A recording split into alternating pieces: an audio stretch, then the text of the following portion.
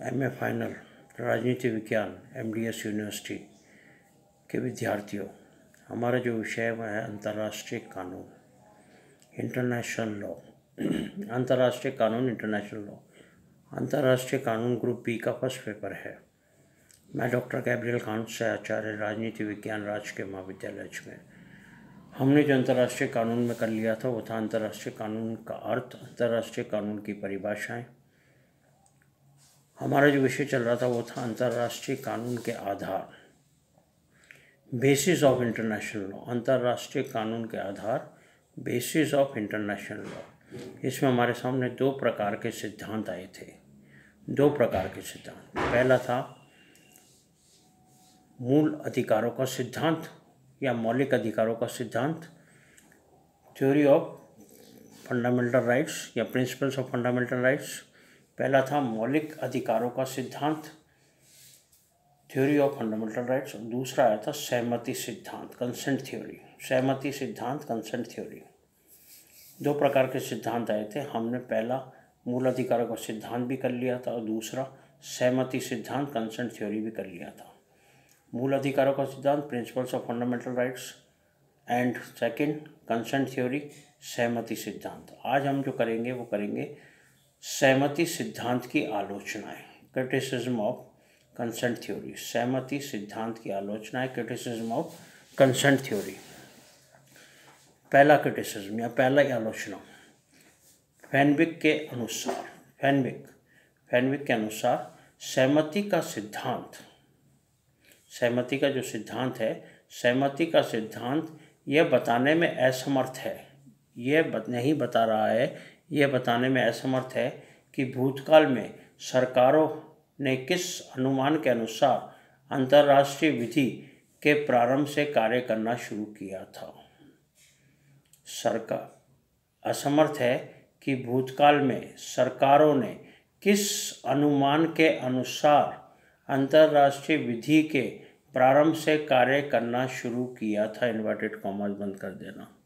तो फेनविक क्या कह रहे हैं? फेनविक ये कह रहे हैं कि सहमति का सिद्धांत यह बताने में असमर्थ है, यह नहीं बता रहा है, सहमति का सिद्धांत नहीं बता पा रहा है, यह नहीं बता पा रहा है, यह असमर्थ है कि भूतकाल में, भूतकाल जो उसमें सरकारों ने किस अनुमान के अनुसार अंतर्राष्ट्रीय विधि के प्रारंभ से कार्य करना शुरू किया था। किस अनुमान के अनुसार अंतर्राष्ट्रीय विधि के प्रारंभ से कार्य करना शुरू किया था। असमर्थ है। पहली आलोचना, सहमति सिद्धांत असमर्थ है ये बताने में कि भूतकाल में सरकारों ने किस अनुमान के अनुसार अंतर्राष्ट्रीय विधि के प्रारंभ से कार्य करना शुरू किया था। इन्वर्टेड कॉमास बंद कर देना। पहली आलोचना, पहला क्रिटिसिज्म। दूसरा आता है स्टार्क के अनुसार सहमति का सिद्धांत। ये जो सहमति का सिद्धांत है, सहमति का सिद्धांत अंतर्राष्ट्रीय कानून के वास्तविक तथ्यों से मेल नहीं खाता है। सहमति का जो सिद्धांत है वो अंतर्राष्ट्रीय कानून के वास्तविक तथ्यों से मेल नहीं खाता है। इन्वर्टेड कॉमास में रखना, मेल नहीं खाता है। रिवाज, जो रिवाज होते हैं, रिवाज संबंधी नियमों के अध्ययन से ज्ञात होता है, रिवाज संबंधी नियमों के अध्ययन से ज्ञात होता है कि यह कहना असंभव है, यह नहीं कहा जा सकता, यह कहना असंभव है कि राज्यों ने इनका पालन करने की सहमति दी है, कि राज्यों ने इनका पालन करने की सहमति दी है, राज्यों के द्वारा इनका पालन करने की सहमति दी गई है। जब नए राष्ट्र का जन्म होता है, जब कोई नया राष्ट्र जन्म लेता है या जब नए राष्ट्र का जन्म होता है तो क्या होता है? तो वह ना तो अन्य राष्ट्रों से अंतर्राष्ट्रीय कानून के नियमों के पालन करने की सहमति लेता है। जब नए राष्ट्र का जन्म होता है तो वो क्या करता है? ना तो वो अन्य राष्ट्रों से अंतर्राष्ट्रीय कानून के पालन करने की सहमति लेता है, ना तो अन्य राष्ट्रों से अंतर्राष्ट्रीय कानून के पालन करने की सहमति लेता है, और ना ही उससे ही अन्य राष्ट्र किसी प्रकार की सहमति लेते हैं और ना ही उससे अन्य राष्ट्र भी किसी प्रकार की सहमति लेते हैं।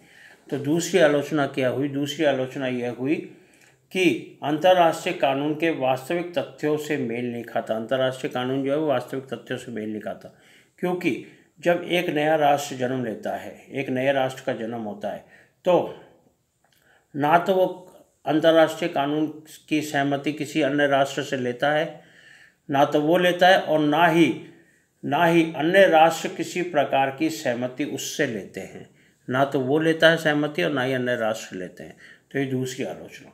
तीसरी आलोचना आती है, अंतर्राष्ट्रीय कानून सभी राष्ट्रों पर लागू होता है। अंतर्राष्ट्रीय कानून जो है सभी राष्ट्रों पर लागू होता है, चाहे वह इसकी सहमति दे अथवा नहीं। अंतर्राष्ट्रीय कानून तो सभी राष्ट्रों पर लागू होता है, चाहे वह इसकी सहमति देते हैं या नहीं देते हैं, सभी राष्ट्रों पर लागू होता है। संयुक्त राष्ट्र संघ जो है यूएनओ, यूनाइटेड नेशन ऑर्गेनाइजेशन, संयुक्त राष्ट्र संघ के चार्टर की धारा 2, संयुक्त राष्ट्र संघ का जो चार्टर है उसकी धारा 2 में यह व्यवस्था की गई है कि संयुक्त राष्ट्र संघ, क्या व्यवस्था की गई है? यह व्यवस्था की गई है कि संयुक्त राष्ट्र संघ इस बात को निश्चित करेगा कि ऐसे राष्ट्र जो संघ के सदस्य नहीं हैं, ऐसे राष्ट्र जो संयुक्त राष्ट्र संघ के सदस्य नहीं हैं, चार्टर के सिद्धांतों के अनुसार उस हद तक प्रयत्न करेंगे जहां तक कि यह कार्य अंतर्राष्ट्रीय शांति और सुरक्षा, उस हद तक प्रयत्न करेंगे जहां तक कि यह कार्य अंतर्राष्ट्रीय शांति और सुरक्षा को बनाए रखने के लिए नितांत आवश्यक हो। उस हद तक कार्य करेंगे जहाँ तक कि अंतर्राष्ट्रीय शांति और सुरक्षा को बनाए रखने के लिए नितांत आवश्यक हो, अत्यंत ज़रूरी हो। उपरोक्त प्रावधान यह भी स्पष्ट करता है कि अंतर्राष्ट्रीय विधि के नियम राष्ट्रों पर उनकी सहमति के बिना लादे जा सकते हैं। इम्पोर्टेंट है। उपरोक्त प्रावधान जो है वो क्या करता है? उपरोक्त प्रावधान स्पष्ट करता है कि अंतर्राष्ट्रीय विधि के नियम, अंतर्राष्ट्रीय कानून के नियम राष्ट्रों पर उनकी सहमति के बिना भी, यदि उनकी सहमति नहीं है, उनकी सहमति के बिना भी लादे जा सकते हैं, उनकी सहमति के बिना भी उन पे लादे जा सकते हैं। तीसरी आलोचना। चौथी आलोचना क्या आती है? चौथी आलोचना आती है, इतिहास भी इस बात का साक्षी है। इतिहास भी इस बात का साक्षी है कि कभी भी सब राष्ट्रों ने मिलकर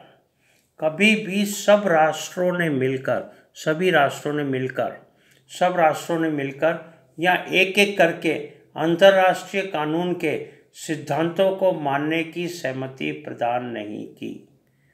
अंतर्राष्ट्रीय कानून के सिद्धांतों को मानने की सहमति प्रदान नहीं की। सभी राष्ट्रों ने या एक एक करके अंतर्राष्ट्रीय कानून के सिद्धांतों को मानने की सहमति प्रदान नहीं की कि हम अंतर्राष्ट्रीय कानून के सिद्धांतों को मानेंगे, सहमति प्रदान नहीं की। सभी राष्ट्रों ने या एक एक करके नहीं की। यह चौथी आलोचना। पांचवी और लास्ट आलोचना आती है, कानूनों का पालन सहमति की अपेक्षा। कानूनों का जो पालन है वो सहमति की अपेक्षा किसके द्वारा किया जाता है? सहमति की अपेक्षा बाध्यता के कारण भी किया जाता है। कानूनों का जो पालन है वो सहमति की अपेक्षा बाध्यता के कारण भी किया जाता है। बाध्यता होती है उसमें, उसके कारण भी किया जाता है। अनेक कानून ऐसे होते हैं, अनेक प्रकार के कानून ऐसे होते हैं जिनका पालन व्यक्ति को अपनी इच्छा के विरुद्ध करना पड़ता है।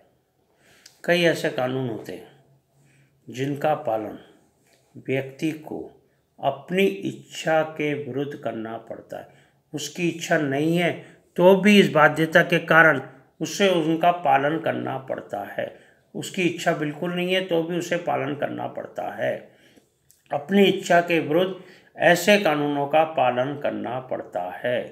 हैंस केल्सन के अनुसार, हैंस केल्सन एक विद्वान हुए, हैंस केल्सन के अनुसार इन्वर्टेड कॉमास में लेना, जिस प्रकार कोई व्यक्ति अपनी इच्छा के बिना, जिस प्रकार कोई व्यक्ति अपनी इच्छा के बिना, अपनी इच्छा के बिना या प्रतिकूल राज्य के कानूनों को मानने के लिए स्वेच्छा से तैयार नहीं होता, स्वेच्छा से तैयार नहीं होता, उसी प्रकार कोई राज्य अंतर्राष्ट्रीय कानून के बंधन को, कोई राष्ट्र अंतर्राष्ट्रीय कानून के बंधन को अपनी इच्छा से स्वीकार नहीं करता, अपनी इच्छा से स्वीकार नहीं करता। इन्वर्टेड कॉमा बंद कर देना।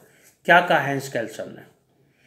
हैंस केल्सन ने कहा कि जिस प्रकार कोई व्यक्ति, कोई भी व्यक्ति है, जिस प्रकार कोई व्यक्ति अपनी इच्छा के बिना या प्रतिकूल, अपनी इच्छा के बिना या अपनी इच्छा के प्रतिकूल राज्य के कानूनों को मानने के लिए, राज्य के कानून जो है उनको मानने के लिए स्वेच्छा से तैयार नहीं होता, अपनी इच्छा से तैयार नहीं होता, स्वेच्छा से तैयार नहीं होता, उसी प्रकार कई राज्य अंतर्राष्ट्रीय कानून के बंधन को अपनी इच्छा से स्वीकार नहीं करते।